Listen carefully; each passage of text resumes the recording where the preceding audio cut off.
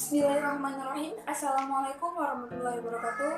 Perkenalkan, nama saya Zahra Nisa. Saya merupakan mahasiswi dari Prodi PPKN Lighting 19. Saya akan menjelaskan tentang hasil proses belajar mengajar yang merupakan tugas dari mata kuliah evaluasi pembelajaran.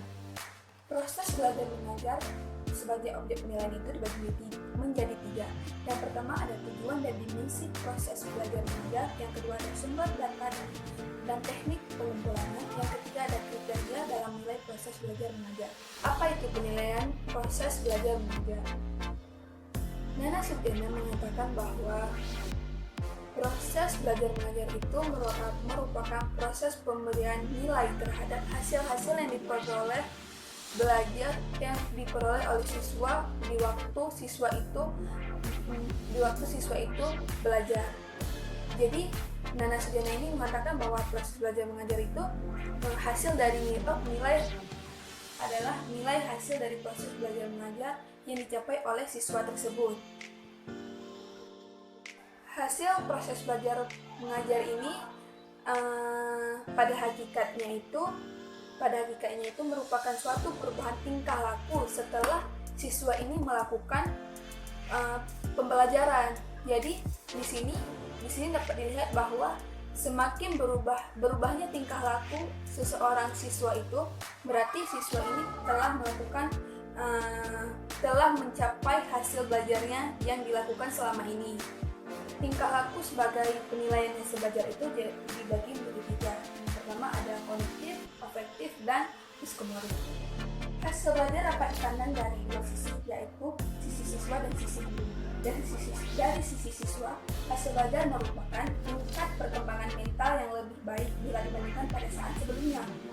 Tingkat perkembangan mental tersebut terujuk pada jenis-jenis ranah kognitif, afektif, dan psikomotorik. Yang kedua, pada sisi guru. Pada sisi guru ini merupakan hasil belajar merupakan saat terselesainya bahan pembelajaran. Kemudian, hasil belajar ini merupakan suatu puncak proses belajar. Hasil belajar tersebut terjadi terutama berkat evaluasi guru. Hasil belajar dapat berupa dampak pengajaran dan dampak pengiring. Kedua dampak tersebut bermanfaat bagi guru dan siswa. Menurut Woodward mengatakan bahwa hasil belajar itu merupakan perubahan tingkah laku sebagai akibat dari proses belajar. Woodward juga mengatakan bahwa hasil belajar adalah kemampuan aktual yang diukur secara langsung. Hasil pengukuran tersebut hasil pengukuran ini. Selanjutnya, Kemendiknas mengatakan tentang standar penilaian pendidikan menjelaskan bahwa penilaian hasil belajar oleh satuan pendidikan meliputi kegiatan. Ada beberapa kegiatan yang kita katakan. Yang pertama itu para guru menentukan KKM pada setiap mata pelajaran dengan memperhatikan karakteristik peserta didik, karakteristik mata pelajaran tersebut, dan kondisi sekolah melalui rapat dewan guru. Kemudian yang kedua ada mengkoordinasi kegiatan ulangan tengah semester, UTS, ulangan akhir semester, UAS, dan ulangan kenaikan kelas. Kemudian yang ketiga, menentukan kriteria kenaikan kelas. Yang ketiga itu ada menentukan kriteria kenaikan kelas bagi satuan pendidikan yang menggunakan sistem paket melalui rapor. Kemudian yang keempat ada menentukan kriteria program pembelajaran bagi satuan pendidikan yang menggunakan sistem kredit semester. Maksudnya itu kayak ini, sistem kredit itu melalui rapat dewan pendidik. Jadi setiap guru itu setiap akhir semester membuat evaluasi ataupun rapat bagaimana kedepannya untuk kita buat cara untuk siswa tersebut agar lebih aktif, agar lebih mau belajar. Jadi guru di situ menyampaikan bahwa mereka akan membuat sistem kriteria kredit tersebut. Kemudian yang kelima ada menentukan nilai akhir kelompok mata pelajaran estetika dan kelompok mata pelajaran jasmani, olahraga, dan kesehatan melalui rapat pendidik dengan mempertimbangkan hasil proses belajar. Kemudian yang keenam, menentukan nilai akhir kelompok, mata pelajaran agama, nilai akhlak mulia dan mata pelajaran kewarganegaraan dan kepribadian dilakukan melalui rapat Dewan Pendidik ataupun Dewan Guru dengan mempertimbangkan hasil penilaian peserta dan hasil ujian di sekolah. Kemudian yang ketujuh, menyelenggarakan ujian sekolah untuk menentukan kelulusan bagi siswa-siswa. Kemudian yang kedelapan ada melaporkan hasil proses belajar lingkungan, proses hasil belajar siswa selama ini di dalam rapor. Kemudian yang kesembilan, melaporkan pencapaian hasil belajar siswa selama ini ke kabupaten ataupun kota, ke dinas kabupaten. Selanjutnya ada beberapa tujuan dari hasil belajar. Nana Sujana ini mengatakan ada beberapa tujuan hasil belajar. Yang pertama adalah mendeskripsikan kecakapan siswa dalam berbagai mata pelajaran ditempuhnya. Kemudian yang kedua, mengetahui keberhasilan proses pendidikan dan pengajaran di sekolah. Maksudnya itu seberapa efektifnya guru itu mampu mengubah tingkah laku siswa menuju ke arah yang lebih baik. Kemudian ada yang ketiga, menentukan tingkat lanjut hasil belajar. Maksudnya itu guru melakukan perbaikan dan penyempurnaan dalam hal program pendidikan dan pengajaran serta sistem pelaksanaannya. Yang keempat, memberikan pertanggungjawaban dari pihak sekolah kepada pihak-pihak yang berkepentingan. Kemudian ada ruang lingkup penilaian proses dan hasil belajar. Yang pertama, siswa mencakup kebiasaan, motivasi, minat, bakat yang meliputi bagaimana jika sikap peserta didik terhadap guru, mata pelajaran, orang tua, suasana sekolah, lingkungan, metode, media, dan penilaian. Yang kedua ada pengetahuan dan pemahaman peserta didik sudah mengetahui dan memahami tugas-tugasnya sebagai warga negara, warga masyarakat, warga sekolah, dan warga sekelilingnya. Yang ketiga, kecerdasan meliputi apakah peserta didik sampai taraf tertentu sudah dapat memecahkan masalah-masalah yang dihadapi dalam pelajaran. Yang keempat, perkembangan jasmani meliputi apakah jasmani peserta didik sudah berkembang secara harmonis, apakah peserta didik itu sudah membiasakan hidup sehat, apakah peserta didik ini mampu, apakah peserta didik. Kemudian yang kelima, keterampilan ini menjelaskan apakah peserta didik sudah mampu terampil membaca, menulis, menghitung, dan apakah peserta didik sudah terampil menggambar dan mengolah. Kemudian ada kriteria penilaian proses dan hasil belajar. Yang pertama itu ada konsistensi kegiatan belajar mengajar dengan kurikulum. Yang kedua, keterlaksanaannya oleh guru. Yang ketiga, keterlaksanaannya oleh siswa. Dan yang keempat, motivasi belajar siswa. Kemudian konsistensi kegiatan belajar mengajar. Yang pertama itu dengan kurikulum. Kurikulum merupakan program belajar mengajar yang telah ditentukan sebagai acuan apa yang seharusnya dilaksanakan. Keberhasilan proses belajar mengajar dilihat sejauh mana acuan tersebut terlaksanakan secara nyata dalam bentuk dan aspek-aspek tertentu.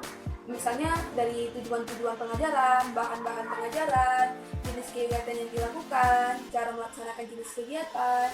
Yang keempat, peralatan yang digunakan untuk masing-masing kegiatan. Kemudian ada penilaian yang digunakan untuk setiap tujuan.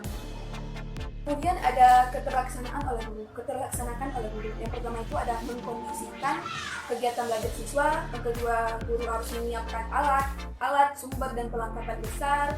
Waktu yang disediakan harus cukup untuk siswa tersebut. Kemudian memberikan bantuan dan bimbingan belajar sehingga siswa itu mampu melaksanakan proses yang akan dilaluinya. Kemudian ada melaksanakan proses dan hasil belajar siswa. Kemudian menggeneralisasikan hasil belajar saat itu dan harus ditindaklanjuti apabila seorang siswa ini tidak mampu melaksanakannya. Kemudian guru mampu memberi bimbingan agar siswa tersebut mampu kembali untuk melaksanakan hasil belajar untuk yang akan datang. Kemudian keterlaksanaan dari siswa. Dilihat sejauh mana siswa melakukan kegiatan pembelajaran dengan sistem program yang telah ditentukan oleh guru tanpa mengalami hambatan dan kesulitan. Yang berarti hal ini mencakup beberapa hal. Berarti siswa tersebut sudah dapat memahami dan mengikuti petunjuk yang diberikan oleh guru. Semua siswa turut melakukan kegiatan tersebut. Tugas-tugas belajar dapat dilaksanakan secara teratur. Kemudian manfaat semua sumber belajar yang disediakan oleh guru, menguasai tujuan-tujuan pengajaran yang telah ditetapkan oleh guru. Berarti siswa ini memang paham akan teknik yang dipaparkan oleh guru. Kemudian ada kriteria penilaian hasil belajar ditinjau dari 3 aspek. Yang pertama ada pengetahuan, keterampilan, dan sikap. Kemudian menggunakan berbagai cara yang didasarkan pada tuntutan kompetensi dasar ataupun KD. Kemudian mengacu pada tujuan dan fungsi penilaian, baik sumatif atau formatif. Tujuan dan fungsi dari formatif tersebut merupakan keputusan aspek yang masih harus diperbaiki dan aspek apa yang dianggap sudah memenuhi dari indikator penilaian. Kemudian tujuan dari sumatif tersendiri itu merupakan keputusan apakah siswa tersebut dianggap mampu menguasai kualitas yang dikehendaki oleh tujuan pembelajaran. Kemudian ada mengacu kepada prinsip diferensiasi. Kemudian tidak bersifat diskriminatif. Dan ada teknik dan pengumpulan data. Yang pertama itu ada tenaga kependidikan. Tenaga kependidikan ini berarti di sini bisa dikatakan sebagai guru, wali kelas, informasi dari wali kelas dan guru. Guru itu berkenaan dengan mengajar. Karakteristik siswa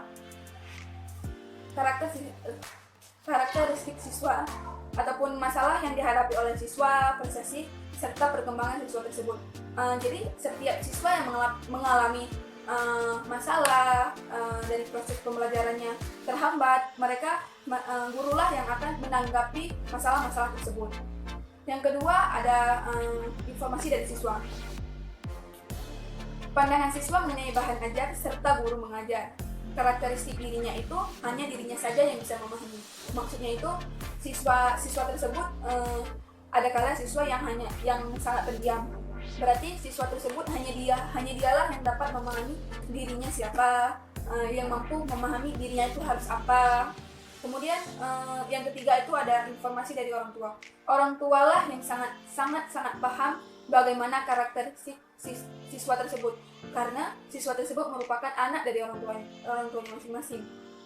Karena di rumah orang tuanya lah yang memahami bagaimana masalah-masalah yang dihadapi oleh siswa tersebut. Dari itu dapat saya simpulkan bahwa keberhasilan pengajaran itu tidak hanya dapat dilihat dari belajar, namun juga dapat kita tinjau dari segi prosesnya.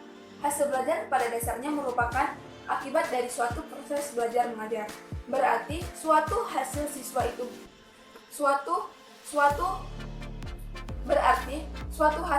itu dapat bergantung pada siswanya dalam melakukan, dan proses belajar mengajar itu bergantung pada gurunya tersebut.